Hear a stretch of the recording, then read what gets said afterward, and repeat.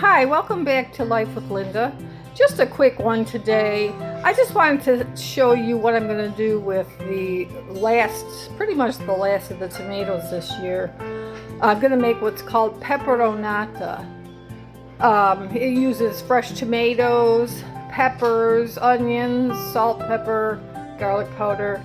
I might add a little bit of olive oil, not sure, but I'm going to bring you along on that and show you how to make it. So what you do with it is you spread it on some bread when it's cold. You have to chill it, and it's a sandwich. It's a fabulous sandwich.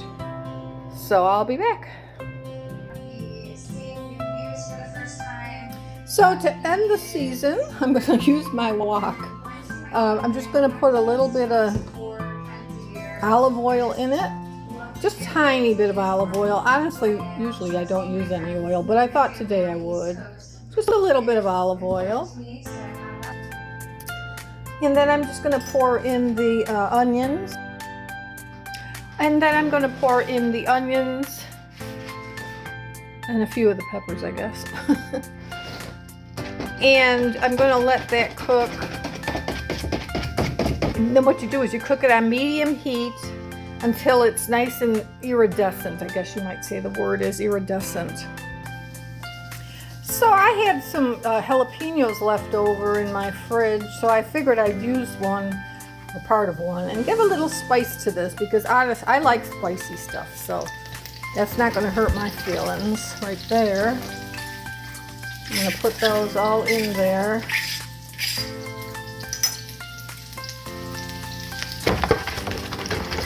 Let those cook with the onions because I want them to be nice and soft.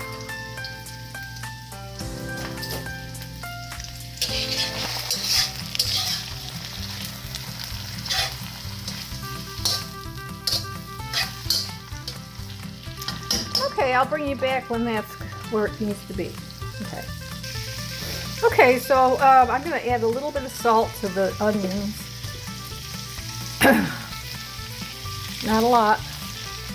And I think I'm going to pour in all the tomatoes. The tomatoes are all chopped up. I have the peppers as well. The jalapenos in there. Well, no, I actually already put that in. So I'm just going to pour all this in to the wok.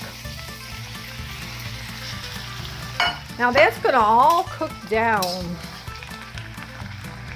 till it's very well cooked. You're going to want like a mush almost. And once that is done, then your dish is pretty much done. But that's going to take a minute. It's going to take a while. Probably half an hour or so at least.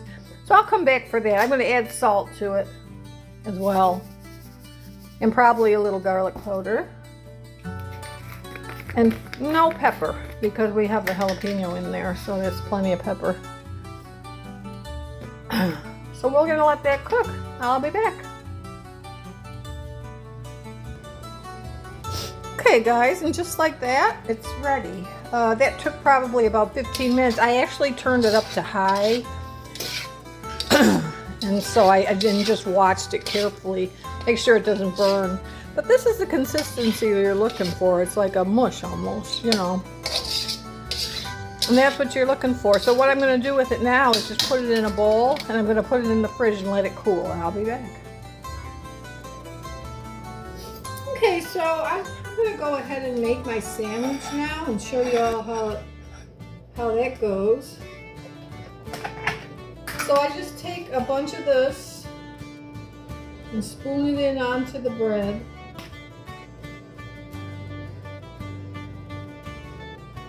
I like it kind of thick, so I'm going to make mine kind of thick.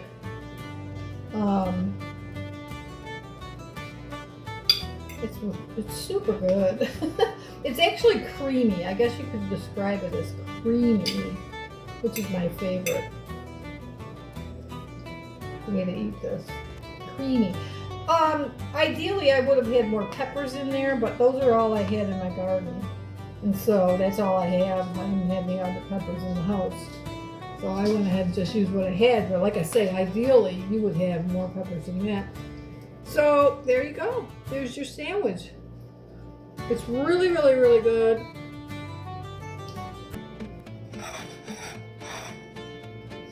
I like to cut it in half, maybe even quarters, because it can be pretty messy. It can be messy to eat, for sure. So I'm going to cut it in quarters at this point.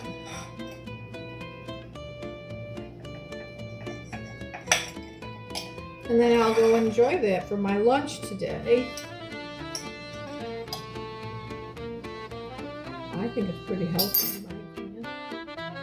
So that's that, but I just wanted to do a little recap with you of all the things that I've made from the season this year, from tomato season. So here we have our tomatoes, canned tomatoes, preserved so that they're shelf stable. Also the cherry tomatoes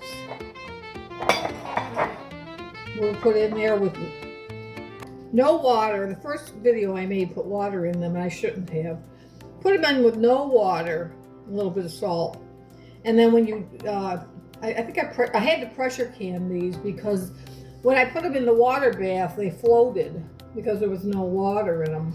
So I pressure canned these. So that's how those are done, but they're also shelf stable.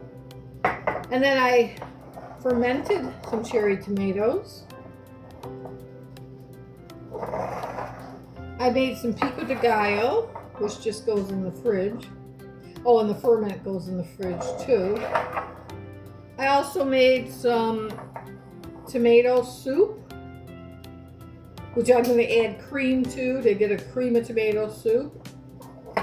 Shelf stable. And I made some spaghetti sauce.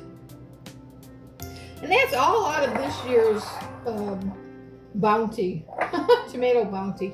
I think I did pretty good, honestly. I think that's a really good yield this year. That should last me through the year, I hope. I'm hoping, got my fingers crossed, I don't ever have to buy tomatoes throughout the year. I do use a lot of tomatoes on my foods, in my foods, cooking. Whether it be sauce for spaghetti, or whether it be rice, or whether it be chicken, polenta chicken, or anything like that. Those are all things I'll use tomatoes in and more. But anyway, I thought I'd just show you all that to the end. This is the end of this is the finale for this year's tomato harvest. Thanks for watching. See you again soon. Bye.